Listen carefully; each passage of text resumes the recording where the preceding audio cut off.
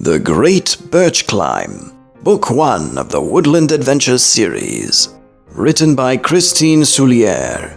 Illustrations by Glenn Hawkes. Audiobook narration and voices by Peter Sherry.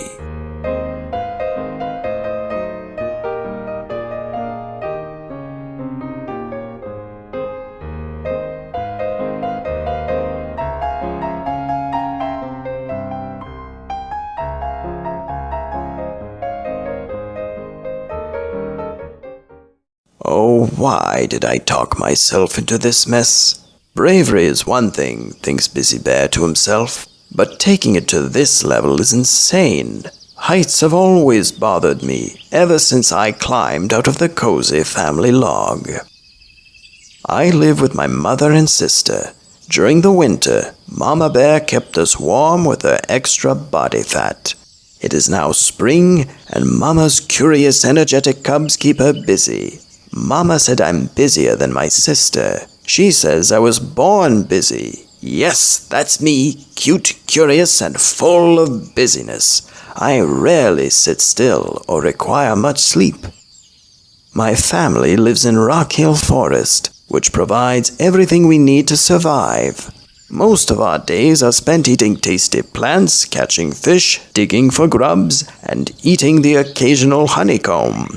I've been chased and stung on my nose by a few bees.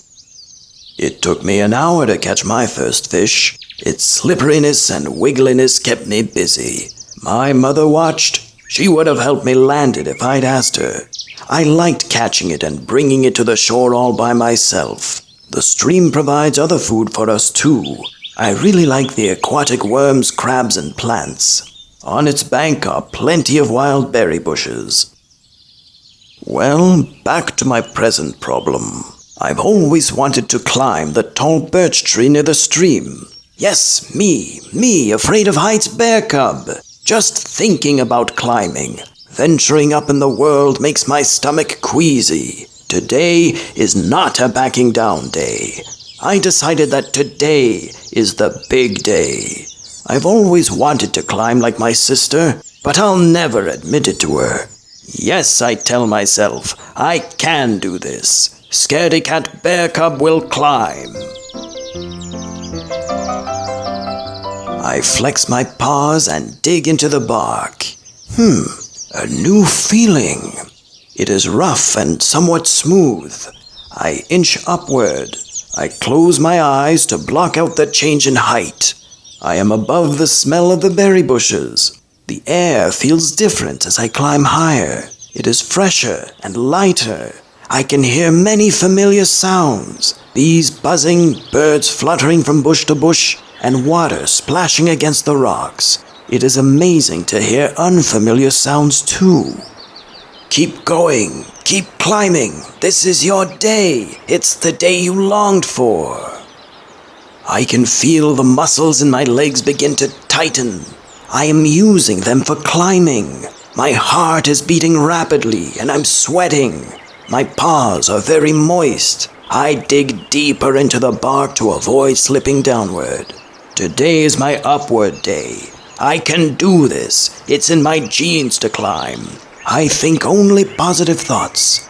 As I climb, I feel something different. I figure it is the cross branch that I saw from the ground. Wow, wee, I shout. I am at least 15 meters off the ground. Feeling my way to the right, I grab at the branch and pull myself onto it. A rest is what I need to slow down my heart rate and to decide my next move. Can I go higher? Opening my eyes just a little, I see how high I've climbed. Higher than I can remember, if you count steep hills. Dizziness washes over me. My stomach hurts. I almost give up my breakfast. Holding on for dear life and shutting my eyes, I slowly sink into the crotch of the tree's branch. Yippee, I didn't fall. Opening my eyes again, I take in all of the sights.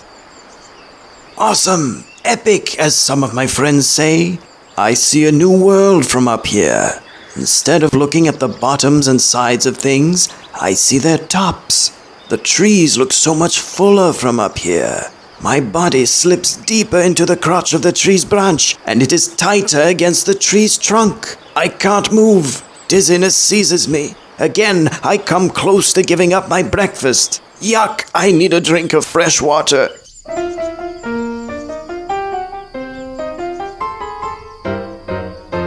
Busy's ground friends, Ruby Rabbit, Hector Mouse, Lester Chipmunk, and Goldy Canary had observed his whole climb.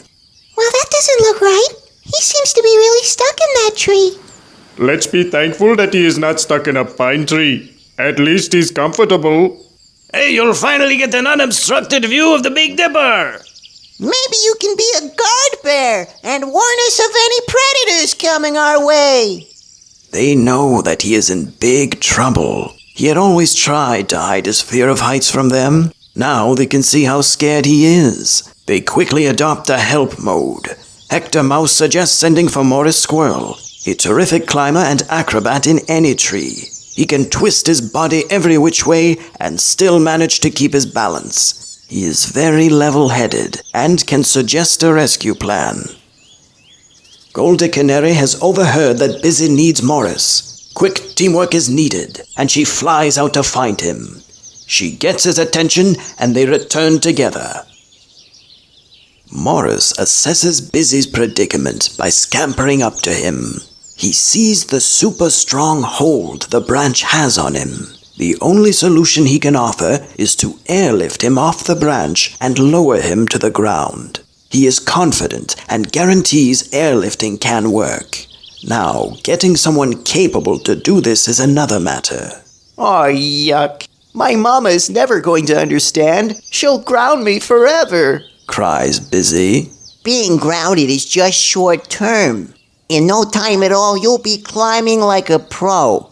This little mishap may cause you to lose a bit of confidence, but with the proper coaching from me, you'll be climbing this tree again. I'll coach you at any time, except at 3 o'clock every Tuesday afternoon. I've got prior commitments, and they must be met, says Morris reassuringly. Oh dear, today is Tuesday, and it is probably close to 3 o'clock, says Busy. Airlifting can be done. Morris vaults off the branch and he leaves. He knows the woodland friends will help Busy. Now the right someone must be found.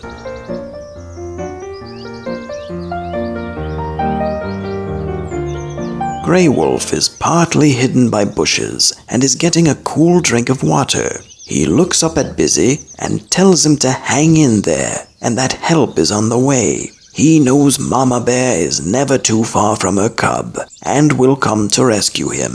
Hang in there. It was embarrassing for Busy to hear those words. He frowns and thinks how angry Mama Bear will be when she sees him stuck in this tree. Earlier, Grey Wolf had spotted Mama Bear a few kilometers away, searching for her cub. He has always admired how she could hold her head up high no matter what Busy had done. Now she is busy thinking as she searches for her cub and remembers all of his past antics and sometimes thoughtless actions. Grey Wolf knows that in time, Busy's mother thinks he will be more responsible and make better choices. The time Busy tried pulling a rattlesnake's rattle had not been one of them. Luckily, the snake's bite missed. Mama Bear can feel it in her bones that Busy is in big trouble. She doesn't know where he is or what trouble he is in, but she needs more time by herself to think about everything that has happened to him in the past, and she turns and walks in the opposite direction for now. Grey Wolf cannot suggest anything that will help Busy escape his mother's anger when she does find him. He remembers what it was like to be young and curious. He remembers his own adventures that had led him to deeper parts of the forest where danger lurked. One time, his mother had to rescue him from an open campfire and some very angry campers when he had tried to steal their food. The burn scars can still be seen around his mouth. Another time, his mother tracked him for a day before finding him trapped in a deep pit. He had been following a badger. It took her 2 days to rescue him. Since then, he has had more close calls and has survived them without any permanent injuries. Busy, you have nothing to worry about. You're at the top of the food chain like me. If any of your little ground friends was stuck where you are, they'd have been eaten by now. And if it's any consolation, I was once a little cub too with impulses, and I've done many silly things. You know, you shouldn't be doing something you don't know how to do without supervision. That was very dangerous. I guess you've inadvertently put yourself in a timeout. So just think about what you did and enjoy the sights. Grey Wolf thinks it's unfortunate that Busy isn't a climber like his sister. She thrives on heights when she is not busy eating yummy berries. Because of Busy's position in the tree, he had caught his mother's scent earlier. He knew she was close by, and then he noticed her scent was fading. Why? Isn't she coming? He looks worried and is also embarrassed because he is stuck in this tree and can't free himself. But he is proud that he had the courage to try to climb. The sights are breathtaking. It can be a great sea day. He tries to wiggle free again. Your mother is resourceful and can help you. I'm not equipped to climb, Grey Wolf says and moves along to look for his dinner. Mama and Papa Elk witness the climb and know that Busy is in trouble. He can hear their voices clearly. They are saying that they have no patience or sympathy for a cub who is always in some kind of mischief. Foraging for food takes energy and time, and his mother doesn't have time for all his silly antics. That little bear's been eating too many berries. Otherwise he'd be able to get out of that tree. What kind of a bear can't climb down a tree? Oh, his mother doesn't have any time for these silly antics. Of course not. She's too busy foraging for food. That poor mother. She does so much for him, and all he does is get stuck in some kind of mischief. Feeling sad, Busy wonders if the elk children ever disappointed their parents. Everything looks hopeless, and he can't understand how any of his friends can help him.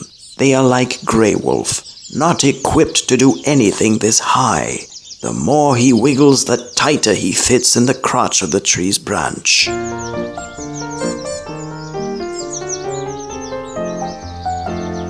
Next, Busy hears a tiny voice and concentrates to make out the words. The soft wind, the rustling leaves, and the babbling water make it difficult to hear. On the end of his nose is his friend, Alexander Beetle. His spindly legs tickle his nose, and he holds in a sneeze. Busy doesn't want to blow him away. How are you, Biz? You got yourself upward. Brave of you. This is your greatest tour de force, continues Alexander in his usual non-stop voice. My what? Laughs Busy. Alexander is very dramatic when he talks. Tour de force, French for your greatest feat. You are to be rewarded with berries, sweet honey, or other yummy goodies. I hope my mother agrees, but I have my doubts. He knows his mother will have other plans. You need more time to get out of this snug place, giggles Alexander. He isn't mean. Word jokes always make him laugh. To be successful, your problem calls for a strategic plan. I'll get our friends to camouflage you. Or is it fromage you? No, fromage is French for cheese. Oh, yum, French roquefort, brie. I can almost taste them. What is camouflage? Asks a worried cub. Camouflage is what you need to hide or disguise yourself. It will help delay your mother finding you.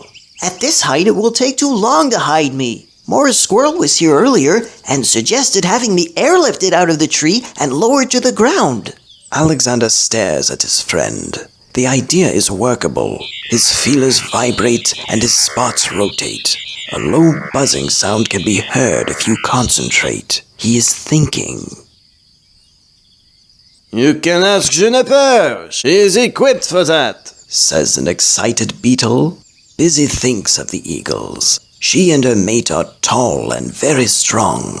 Their wingspan can be wider than a small fallen tree. Their talons are razor sharp and powerful enough to lift their prey and carry it easily. How are you going to approach her? asks a worried beetle. She has the ability to help you, but she's,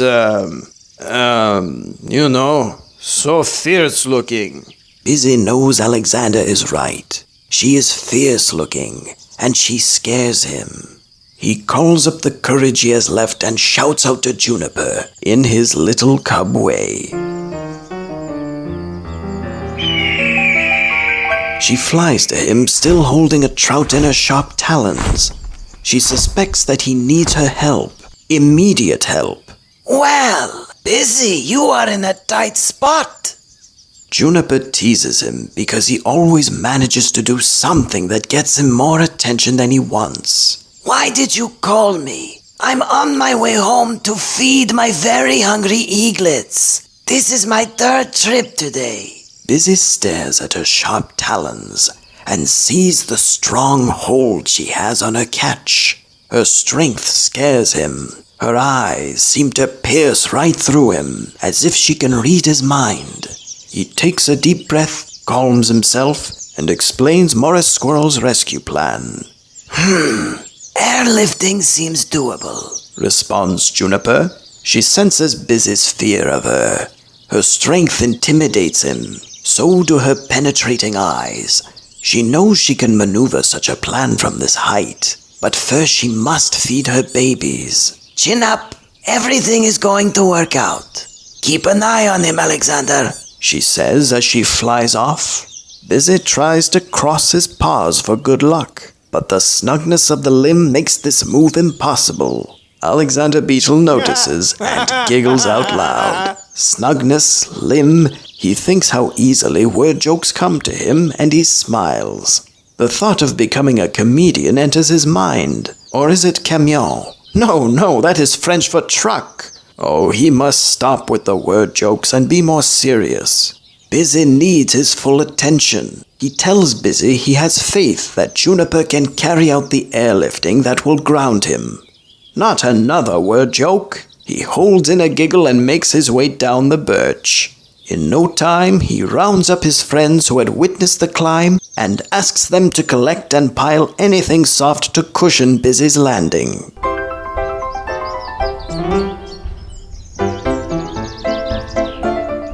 Not far away, old Grandpa Raccoon is up a tree.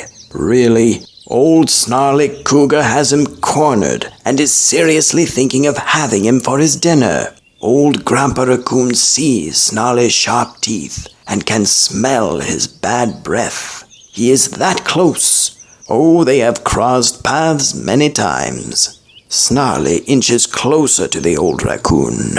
A tangled branch makes it impossible for Grandpa Raccoon to move away. He knows that he is part of the food chain, but is hoping to roam the forest and fish in its stream for a few more years. I should have picked a tree with a taller branch. I'm regretting my choice of refuge. If Snarly stands on his hind legs, I think he can still reach me.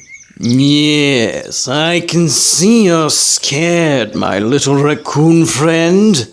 I'm just going to circle around this tree until you come down. I have all the patience in the world.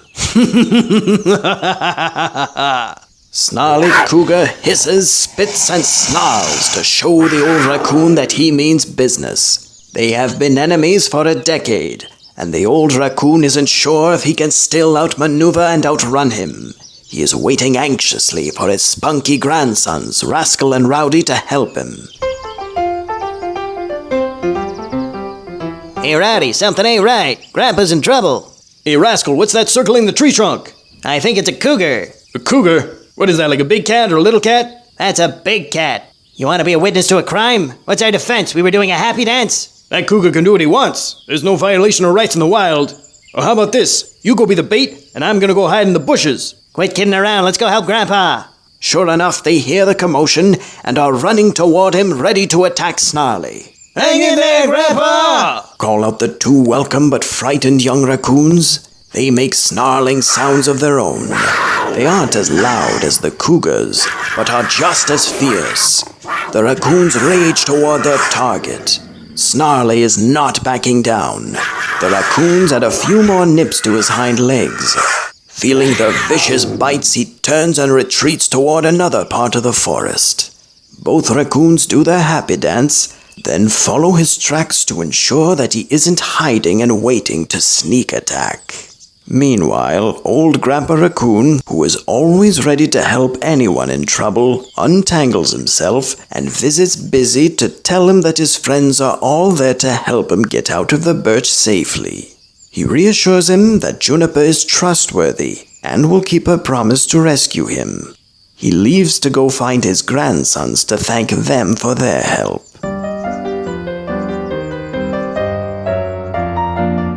Busy feels a little braver and hopes Juniper will soon be back. When he spots her flying toward him, she is flying fast. He admires her speed.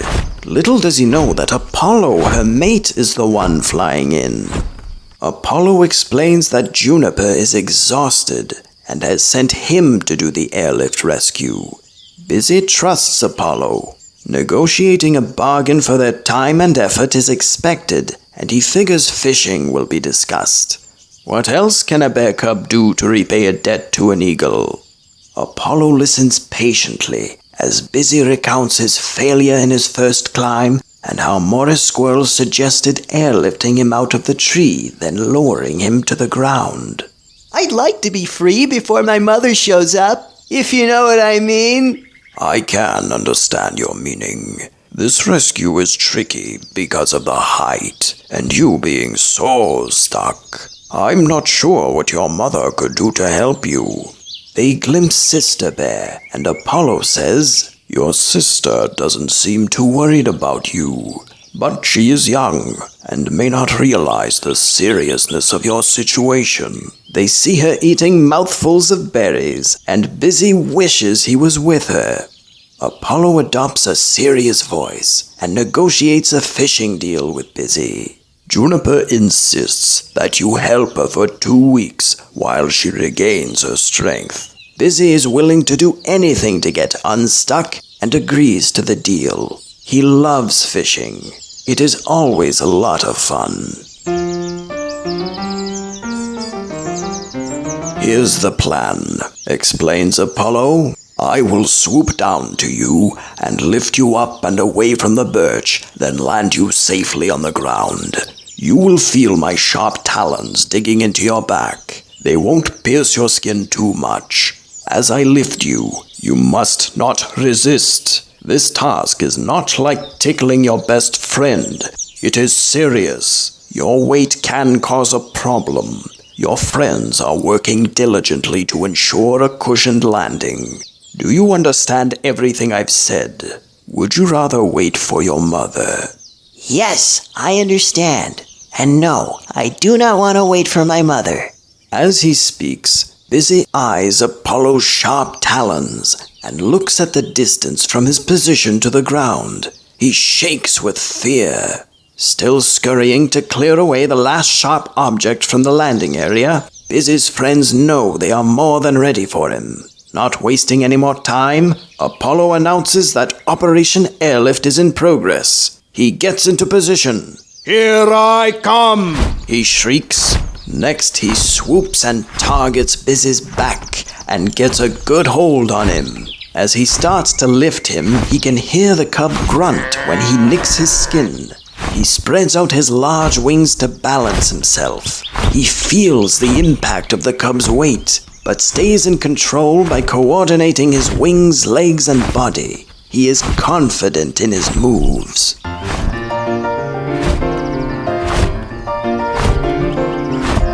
Operation Airlift looks like it will be successful! Shout the ground animals. When an old injury causes a muscle spasm in Apollo's left leg, he unexpectedly loses his grip, and Busy is in a free fall, accelerating toward the ground. He drifts away from the prepared landing area. Busy closes his eyes, holds in his breath, and prepares for the worst. If he lands in the stream, that could be a good thing. But he hits a rock, and now everything is black.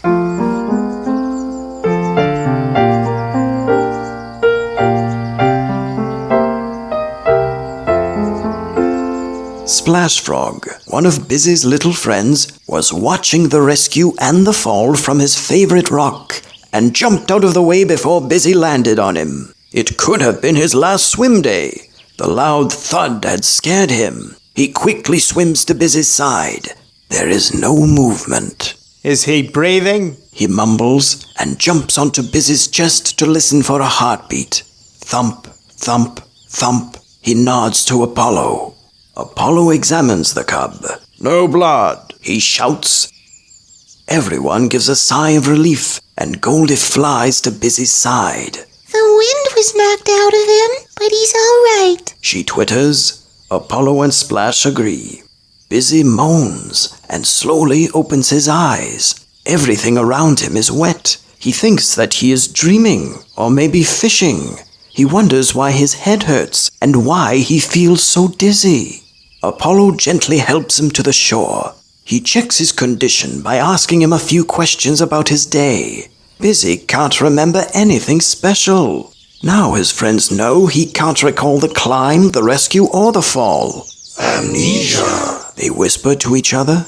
They want to tell him how brave he is, but do not want to add to his stress. They look at each other for answers. Suddenly, all heads turn as Mama Bear comes crashing through the bushes to get to her cub. She had seen his fall. She examines him, holds him close, and feels his strong heartbeats. Mama Bear turns to Apollo and questions why he had been flying with him. Oh, my poor bear cub. Thank goodness he's strong and healthy.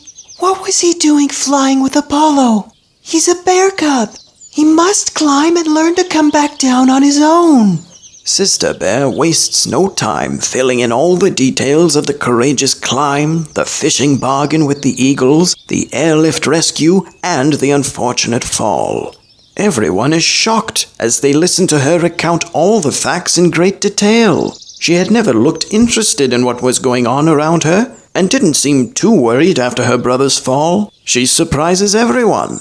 You're a really curious and talented bear, Busy. I'm happy to have you as my brother, but I know climbing is not one of your strong suits. So next time you climb such a big tree, you should ask for my help. It's really dangerous to do that without supervision. Mama Bear sees that her cub is surrounded by good friends. She looks at all of them and says that Busy did what cubs do, climb. It is unfortunate that he had an accident, and knowing how busy and curious he is, there will be more.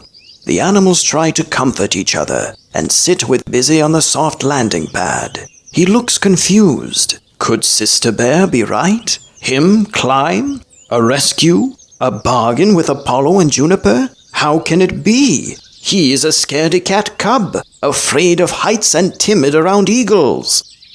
The sun warms and comforts him. He thinks that maybe this is just a dream. He is sure when he wakes up, everything will be back to normal.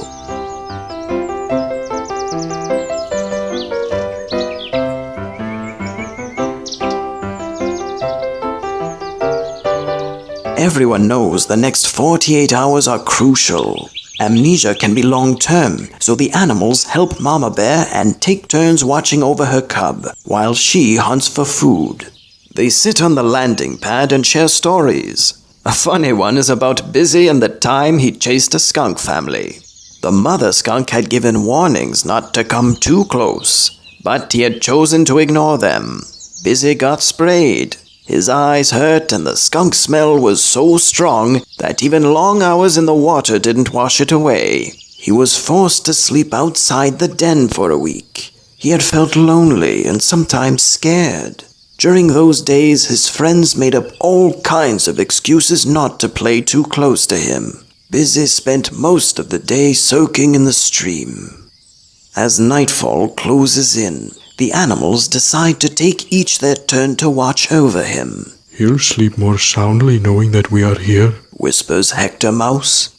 In the morning, Busy takes a long drink from the cool stream. He sees Splash Frog and tells him that he feels better. He has a bump on his head, but it doesn't hurt, and the dizziness is almost gone, except when he makes a quick movement. Splash keeps him entertained by demonstrating some wild diving and swimming skills. Busy laughs when Splash wears a lily pad hat, blows bubbles through a reed, and does the backstroke while trying to catch mosquitoes with his toes. I'm happy to keep you entertained, Busy.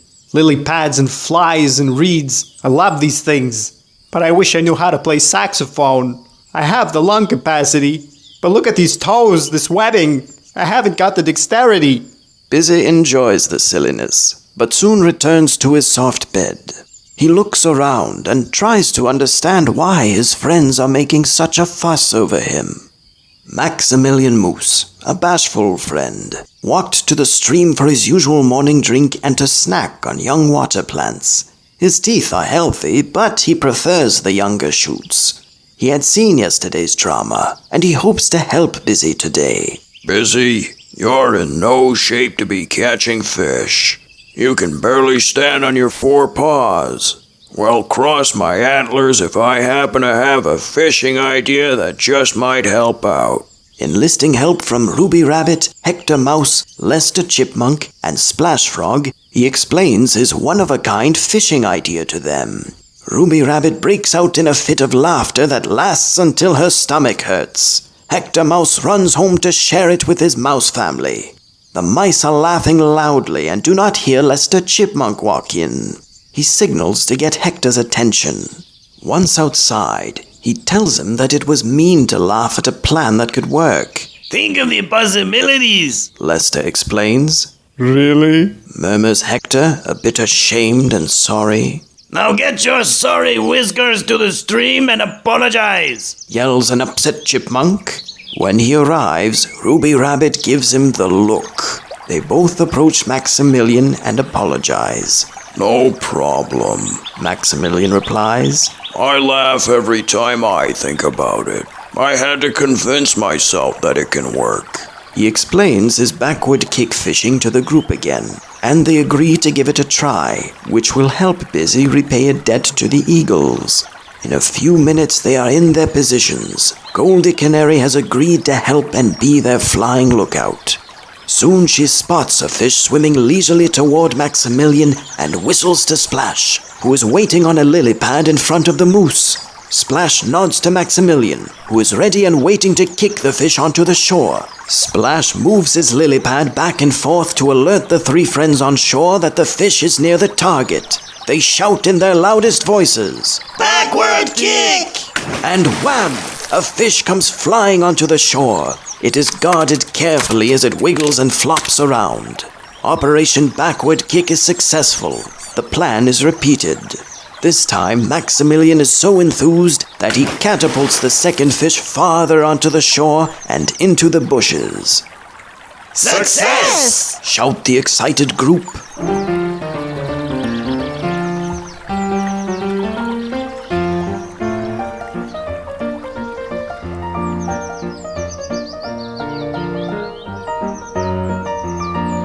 In the next hour, a huge trout is kicked onto the shore just as Apollo appears above the trees, and a happy eagle collects the catch. He inquires about Busy's progress, just to be told that there is very little change. Before leaving, Apollo tells them that Juniper is stronger and is resting most of the time.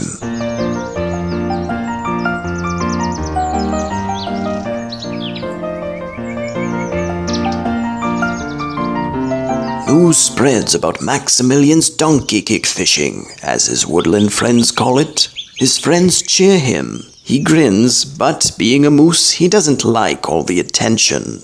Mama Bear appreciates all the help from Busy's friends, but is ready to return to her own den tomorrow. Sister Bear is always content no matter where she is. Busy plays, eats a little, and rests a lot. He stops to think about everything that was said about the climb and the rescue.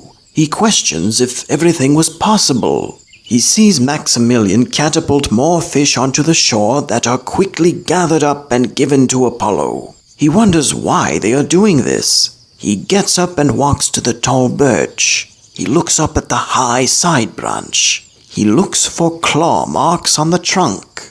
There are some, but he wonders if they are his or his sister's. He wants to believe that he is a brave climber, but isn't remembering any such thing. Alexander Beetle is in his usual spot on the tree trunk and is as busy as ever, but not so busy to disregard Busy's actions. Alexander Beetle is unusually quiet. He and Busy stare at each other. Sometimes nothing has to be said between two friends who understand how the other one feels. The climb, the rescue, the fishing promise. It is so confusing to Busy. With a heavy heart, he crawls to his bed. He wants to believe his sister, but can't recall anything special about last Tuesday.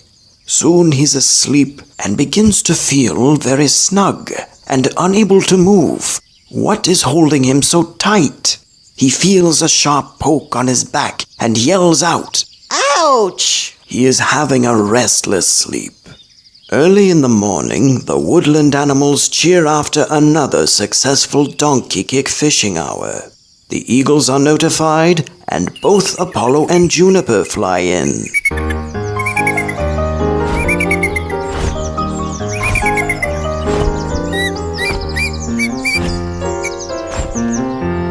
When Busy sees them coming toward him, he vaguely remembers another time when Juniper flew in to meet and to talk to him. She had come alone. Why? He remembers Apollo coming at a different time and having a serious talk with him. Why? Tears roll down his cheeks. His headache and dizziness are gone, but he doesn't feel well. He focuses on the stream, then the birch, then the landing area, and back to the birch. He focuses on Apollo's sharp talons. He spies Alexander's vibrating feelers. He catches a glimpse of Morris somersaulting to get from branch to branch. There is something that Morris had said to him about climbing. What was it? He holds his head to think. He hears Ruby Rabbit and Goldie Canary talk about airlifting. He thinks of Morris again. He can almost feel Alexander sitting on his nose and he wants to sneeze. Morris comes back in his thoughts. He and Morris are in the birch tree. Busy is stuck, and Morris is trying to lift him off the branch. No, not lift him. Morris is much too small. He is talking about someone airlifting him off the branch and lowering him to the ground. Now Busy is remembering all of the past events on that special Tuesday. Yes, now I remember. I did climb the tall birch. I did get stuck in the crotch of the tree branch. I did promise to fish for Apollo and Juniper for 2 weeks. I did get airlifted off and out of the tree by Apollo. As I was lowered to the ground, I was dropped in the water and hit my head on Splash's favorite rock. I remember climbing, he shouts.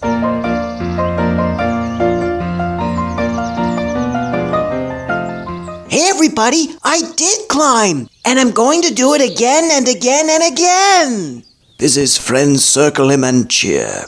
They join Rascal and Rowdy Raccoon as they perform their usual happy dance. Maximilian, who doesn't always like crowds, dances in his usual spot in the stream. The Elks aren't too sure how long it will take Busy to get into more mischief, so they watch and graze from the meadow. Grey Wolf is away hunting and misses all the excitement. Busy is treated with berries and honey, just like Alexander said.